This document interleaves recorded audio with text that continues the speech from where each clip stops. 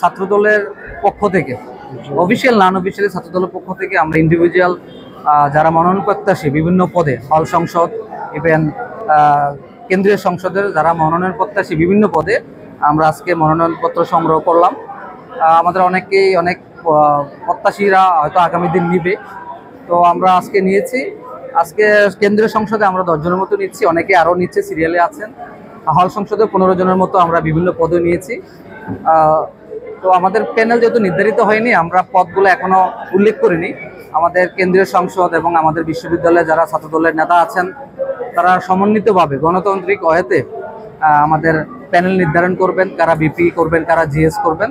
So সেই প্রত্যাশায় আমরা আছি। আমরা হয়তো বিভিন্ন জনে বিভিন্ন পদে প্রত্যাশী, তবে পুরোটা ডিপেন্ড করবে আমাদের ছাত্রদলের কেন্দ্রীয় সংসদ এবং এখানকার যারা আমাদের বিশ্ববিদ্যালয়ের সভাপতি, সেক্রেটারি সহ আমাদের মূল সুপারপ্যাড, ওরা সমন্বিতভাবে যে প্যানেল দিবে আমরা সেই প্যানেল অনুযায়ী কাজ করব।